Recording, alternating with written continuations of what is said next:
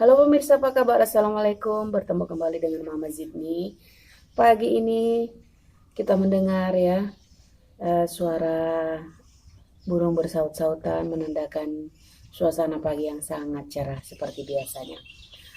Mama Zidni mau menjelaskan tentang namanya perjuangan saya merintis usaha warung sembako mulai dari awal sampai bisa seperti saat ini. Memang belum bisa dikatakan dalam skala yang besar, tetapi untuk mencapai sampai saat ini perlu proses yang memang betul-betul butuh perjuangan pemirsa.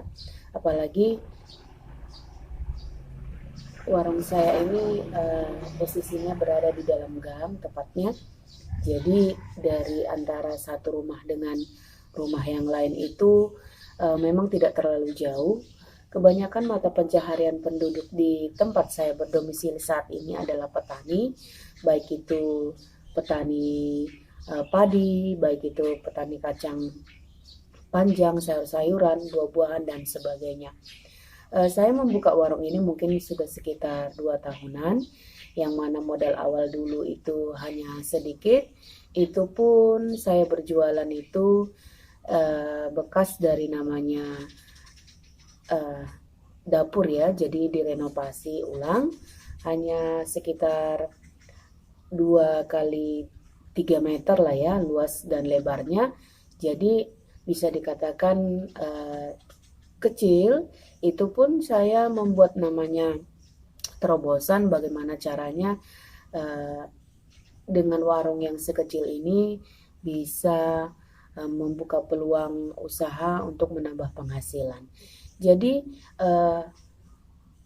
barang-barang yang ada juga satu persatu saya mulai mencicil, seperti membeli namanya rak untuk tempat makanan kecil, snack-snack, juga namanya etalase ya. Etalase itu dulu bekas dari namanya tempat pakaian, yang mulai dari yang kecil sampai saat ini sudah mulai bisa berganti lebih lebar lagi ya. Ada juga lemari tempat namanya telur ataupun menaruh wadah-wadah namanya seperti minyak. Itu lemari bekas buku yang saya cat ulang. Ada juga tempat namanya tepung, mie instan seperti yang di belakang Mama Jidni itu saya tempah atau ibaratnya saya pesan ke tukang. Jadi banyak ibaratnya perintilan-perintilan yang memang harus dipersiapkan ketika membuka usaha. Jadi ketika membuka usaha warung sembako ini pemirsa, perlu namanya modal ya, walaupun sedikit ataupun banyak, memang perlu namanya modal. Selain daripada niat, selain dari perencanaan yang matang, modal itu mendukung sekali pemirsa. Jadi buat yang pemula, buat yang ibaratnya hendak membuka usaha dengan warung yang minim seadanya, dipastikan dulu kita pangsa pasarnya seperti apa, mau menjual apa, seperti itu. Lambat laun dengan berjalannya waktu kita bisa membaca namanya keadaan di lapangan, bahwasanya apa-apa saja yang dibutuhkan oleh para pelanggan. Suka dukanya banyak pemirsa. Yang pertama sekali ketika saya membuka, apalagi di dalam gang, pembelinya hanya satu dua, tetapi dengan konsisten, dengan kesabaran, dengan namanya beberapa inovasi seperti sikap yang saya miliki sebagai seorang penjual, pelayanan yang baik, amanah, jujur ya. Ada juga saya mempromosikan dagangan itu ibaratnya kepada para tetangga, kepada para orang-orang yang dekat ataupun yang baru melalui WA. Kadang mereka me-WA ibaratnya sudah buka kah? Saya pengen pesan seperti ini. Seperti tadi barusan ya, ada orang WA saya beli namanya minyak kayu putih dan baby pepper untuk anaknya yang lagi demam seperti itu. Jadi kita juga harus membuat namanya terobosan bagaimana caranya warung kita ini berbeda pemirsa dengan warung-warung lainnya. Saya bisa menyatakan bahwasanya warung Mama Zidni ini perbedaannya yang signifikan adalah saya buka jam 5 pagi, tutup jam 10 malam. Itu konsisten setiap hari pemirsa. Ya, jarang sekali warung saya ini tutup. Memang warung kecil, tetapi itulah yang membedakan saya dengan namanya warung-warung di dekat tempat saya tinggal saat ini. Kalaupun bisa dihitung mungkin satu bulan itu jarang sekali saya libur. Kalaupun tutup 2 atau 3 hari, itu mungkin ada acara keluarga ya. Itu mungkin saya ada acara anak di sekolah, ada mungkin ada acara arisan di masyarakat dan sebagainya. Itu pun kalau hanya sekitaran desa sini saya ada acara, bisa diganti dengan namanya oleh Bapak Jitni ya, bergantian sip saya berjualan seperti itu. Kendala-kendala lainnya yaitu ibaratnya dengan modal yang minim tadi harus pintar-pintar namanya memilah barang-barang apa saja yang lebih diutamakan untuk dijual ya. Karena dengan kita merencanakan keuangan yang matang, belanja yang teliti, belanja yang disiplin, perlahan-lahan akan terisi warung kita ini pemirsa ya.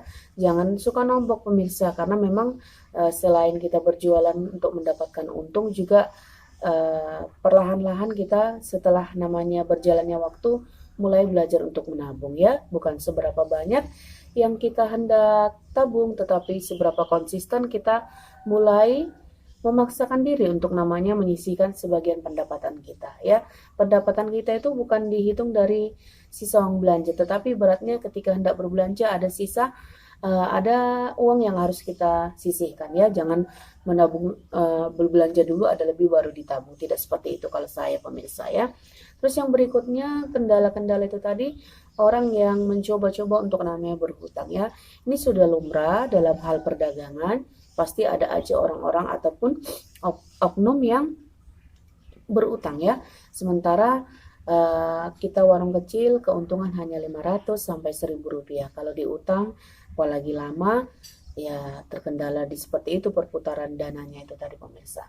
Terus yang berikutnya, kalaupun tidak dikasih utang ibaratnya terjadi namanya gesekan-gesekan, mereka marah kepada kita, mereka tidak mau berbelanja, itu lumrah ya. Kalau saya memang dari awal menyatakan bahwasanya saya tidak memberikan utang dalam bentuk apapun ya. Jadi kalaupun ada berapa dana yang dibawa ke warung, seperti itulah yang dibelanjakan, seperti itu. Jadi harus mengedukasi juga pemirsa, jangan tidak enakan orangnya seperti itu. Terus kelebihan saya dibandingkan dengan yang lainnya, warung saya walaupun sederhana seperti ini, alhamdulillah bisa dikatakan lengkap ya. Walaupun stoknya tidak banyak, misalnya seperti ATK saya ada, lampu saya ada, ya apalagi untuk sekarang ini yang lagi booming itu lem tembak ya anak-anak, untuk prakarya ataupun namanya untuk uh, membuat permainan saya ada. Jadi terkadang saya belajar dari anak-anak apa sih yang diinginkan oleh uh, calon customer saya, apa sih yang dicari, apa sih yang dibutuhkan oleh para pembeli saya riset. Kalau memang ibaratnya masih bisa dijual, akan saya belanjakan. Tidak perlu banyak pemirsa ya, biar sedikit tetapi ketika pembeli datang ke tempat Anda itu, ke tempat kita itu ada selalu. Terus kelebihan yang berikutnya adalah bersikap namanya jujur ya, jujur dalam arti kata tidak memainkan harga, tidak meninggikan harga seperti itu ya. Kalau harga di pasaran sekian, ya kita misalnya walaupun mahal dari pasar, setidaknya ada stok kita. Jadi pembeli juga ketika kita memberitahukan bahwasannya harga lagi naik, mereka juga pasti akan mengerti seperti itu.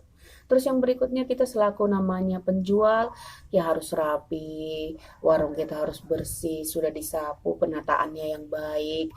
Kalaupun misalnya ada harga-harga dicantumkan ya, apalagi orang-orang yang ibaratnya terkadang kan tidak suka membaca ya, sudah tahu ada harganya masih tetap menanyakan seperti itu. Jadi bagaimana cara kita mengedukasi, cara kita menyampaikan, cara kita memberikan pelayanan kepada pelanggan, itu yang menjadi poin utama. Jadi terus yang berikutnya poin kelebihan Mama Zid itu, saya selalu menyediakan namanya uang kembalian.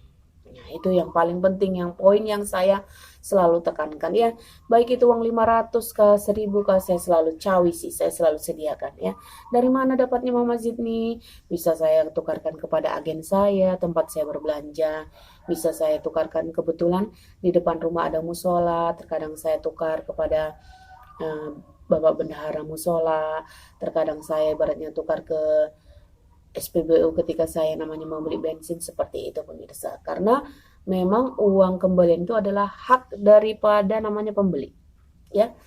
Terkadang saya juga merasa jengkel kalau misalnya kembalian 1000 kali berapa, diberikan permen kah, diberikan tidak ada, itu ibaratnya bagaimana ya, kayaknya tidak relevan seperti itu. Jadi mungkin bagi orang lain itu biasa, tetapi kalau saya selalu menyediakan pemirsa ya. Terkadang pembeli saya apalagi yang bapak-bapak beli misalnya kembalian rokok 1000, sudah kalau dari orangnya sendiri menyatakan saya beli ini saja, tidak saya tawarkan ibaratnya mau beli apa lagi yang 1000, tidak akan saya kembalikan, kecuali orang tersebut menyatakan saya pengen beli permen, saya pengen beli yang ini seperti ini, monggo silahkan. Tetapi dari saya pribadi akan saya kembalikan berbentuk uang 500 ataupun 1000, karena itu adalah hak daripada pelanggan pemirsa, seperti itu. Jadi mulai dari hal yang terkecil harus kita namanya perhatikan. Jadi itu adalah daya tarik daripada salah satu warung yang akan selalu diingat oleh para pembeli setia. Jadi seperti inilah keadaan warung Mama Jitni ya. Nah, etalasenya sudah mulai walaupun masih sama-sama kecil tetapi lebih tinggi, lebih lebar daripada yang seperti biasa seperti ini. Etalase. Nah, warung daripada Mama Jitni ya, jajanan-jajanan ditata dengan rapi. Adapun penambahan-penambahan ya, seperti saya jualan mie instan untuk sarapan, jualan es untuk ibaratnya menambah-nambah penghasilan seperti itu. Jadi sudah 2 tahunan ini, 2 tahun lebih lah ya, saya mengusaha. Intinya selalu bersyukur, berapapun pendapatannya disyukuri, karena dari sinilah kita ibaratnya mulai mengelola bisnis kita mau dibawa kemana. Terima kasih sudah menonton vlog Mama Jitni. Sampai jumpa vlog Mama Jitni selanjutnya. Assalamualaikum warahmatullahi wabarakatuh.